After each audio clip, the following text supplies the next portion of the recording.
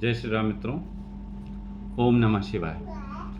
मित्रों, आजकल देखने में आ रहा है कि कई जगहों पे दंगे जैसे हालात हो रहे हैं। कई जगहों पे, जैसा कि हमने अपने पुराने वीडियोज़ में बताया है कि सूर्य के आर्द्रा नक्षत्र में आते ही देश में कुछ जगहों पर दंगों जैसे हालात हो जाएंगे। जैसे कि उत्तर प्रदेश की स्थिति है और जो है जम्मू कश्मीर, इधर वेस्ट बंगाल की तरफ देख लें, कई सारी स्थितियां दिखती नज़र आ रही हैं। और जब सूर्य आर्द्रा नक्षत्र में प्रवेश कर रहे हों तो कहीं ना कहीं ये जो प्रेडिक्शन पूर्व में की जा चुकी है वो चीज़ें सत्य होती हुई नज़र आ रही हैं। अब आर्द्रा नक्षत्र यानी कि जो है राहु का नक्षत्र है। अब राहु की बात करें, राहु के कारक तत्वों की बात करें तो राहु जहर है। लोगों के बीच में आपसी तालमेल गड़बड़ होगा और जहर घुलेगा, सद्भाव बिगड़ेगा। राहु भ्रम भी फैलाता है, गलतफहमी की वजह से भी कई सारी समस्याएं होंगी। किन किन राज्यों में और किन किन देशों में अथवा किन किन प्रदेशों में ये घटनाएं घटेंगी, जैसा कि आप लोग देख रहे हैं, मंगल शनि का षडाष्टक योग भी चल रहा है और मंगल शनि के षडाष्टक योग के नाते कई सारी घटनाएं घट रही हैं। कई सारे देशों में युद्ध जनित हालात हो गए हैं। कई सारे देश आपस में लड़ रहे हैं। ऐसा मालूम पड़ रहा है कि जो है थर्ड वर्ल्ड वार होने की संभावनाएं बढ़ रही हैं। ऐसा मालूम पड़ रहा है कि न्यूक्लियर अटैक होने वाले हैं। अगर देखा जाए तो आग्नेय घटनाएं भी घट रही हैं। जैसा कि मैंने पूर्व में ही अपने वीडियो के माध्यम से, पोस्ट के माध्यम से बताते आया हूं कि जब मंगल और शनि का षडाष्टक योग चलता है तो आग्नेय घटनाएं घटती हैं। आकाशीय बिजली, अगर प्राकृतिक आपदाओं की बात करें तो आकाशीय बिजली की भी घटनाएं घटती हैं। और भी कई सारे घटनाएं घटी हैं जो कि पूर्व में वीडियो के माध्यम से या किसी पोस्ट के माध्यम से भविष्यवाणियां की गई हैं, वो बिल्कुल 100% सही साबित हुई है। आज हम सूर्य के आर्द्रा नक्षत्र में प्रवेश करने के बाद किन किन जगहों पे कौन सी प्राकृतिक आपदाएं घटित होंगी, कौन सी जगहों पे दंगों जैसे हालात, विद्रोह के स्थितियां उत्पन्न होंगी, आज हम इन सारी बातों पर मिल करके चर्चा करते हैं। नमस्कार मित्रों, मेरा नाम है एस्ट्रो गणेश पांडे, अयोध्या से, देवकाली अयोध्या से। जैसा सूर्य आर्द्रा नक्षत्र की बात है तो 22 जून से आर्द्रा नक्षत्र में आएंगे और लग्न क्या रहेगा, उस समय लग्न रहेगा मिथुन लग्न बनेगा, क्योंकि जो ड्राई साइन है यानी कि सूखे को दर्शाने वाली साइन है या राशि है। अगर हम नवमांश की बात करें तो मीन नवमांश बन रहा है, तो जल को प्रभावित करने वाला है। लेकिन लग्न में हम जहाँ तक देख पा रहे हैं, लग्न में बुध जहाँ तूफान का और गुरु आकाश तत्व के ग्रह हैं, जिनकी वजह से कुछ आकाशीय घटनाएं घटेंगी, जिनकी वजह से कहीं पर बहुत अधिक वर्षा तो कहीं पर बहुत कम वर्षा की स्थिति होगी, यानी कि कभी अतिवृष्टि और कहीं पर सूखे जैसे हालात उत्पन्न हो सकते हैं। अब अगर हम देखें कि जो गुरु हैं वो भी आर्द्रा नक्षत्र में हैं, लग्न भी आर्द्रा नक्षत्र का बन रहा है और बुध पुनर्वसु नक्षत्र में है, बृहस्पति के नक्षत्र में है।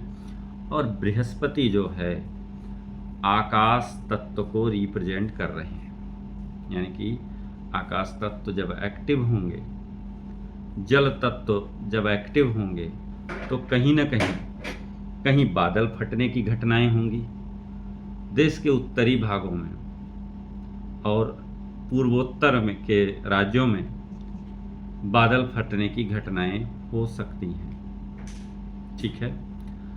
अगर शुक्र और चंद्रमा जो कि जल तत्व को रिप्रेजेंट करते हैं, वो सूखे वाली राशि में है, यानी कि मेष राशि में है, ड्राई साइन में है, भरणी नक्षत्र में है।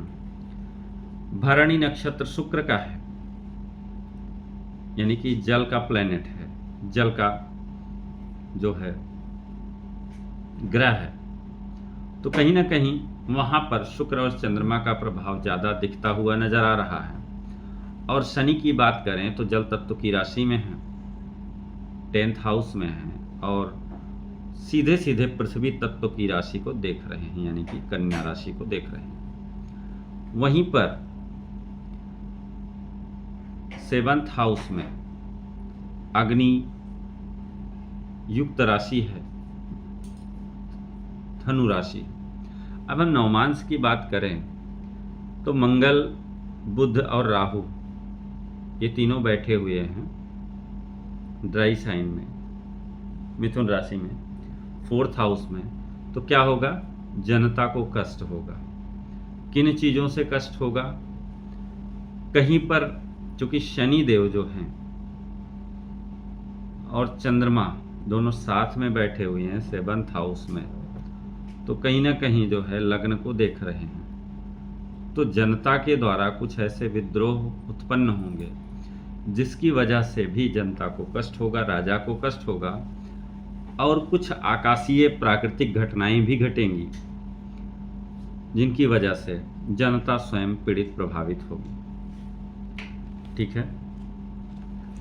अब जिस कार्य के लिए, जैसे आर्द्रा नक्षत्र है 18 डिग्री पर है राहु के लिए, तो अब हम अगर देखें तो देश के जो तटीय क्षेत्र हैं वहाँ पर कंपन की स्थिति, पृथ्वी के कंपन की स्थिति, समुद्र जल में उफान की स्थिति उत्पन्न होगी, और कहीं ना कहीं सुनामी जैसे हालात होंगे।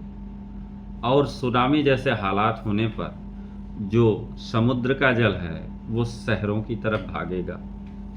शनि धनु राशि में है तो समुद्र का जो केंद्रीय भाग है वहाँ पर ज्वालामुखी विस्फोट हो सकते हैं और नई स्थलाकृतियों का निर्माण हो सकता है। समुद्र के अंदर पहाड़ी का निर्माण हो सकता है। समुद्र के अंदर भूकंप का जो केंद्र होगा वो समुद्र के अंदर ही होगा।